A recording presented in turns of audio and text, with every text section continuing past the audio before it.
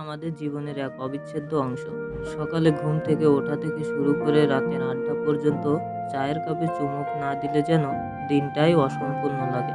কিন্তু কেমন হবে যদি একদিন চা পান না করা হয়? সকাল শুরু হয় কফির কাপ হাতে নয়, শুধু এক গ্লাস পানি দিয়ে। অফিস বা কাজে বসে ক্লান্তি দূর করার জন্য অভ্যাস মতো চায়ের কাপ খোঁজা হয়, কিন্তু তা নেই। দুপুরের খাবারের পর চোখ ভারী হয়ে আসে, কারণ চায়ের সেই সতেজ অনুভূতি পাওয়া যাচ্ছে না।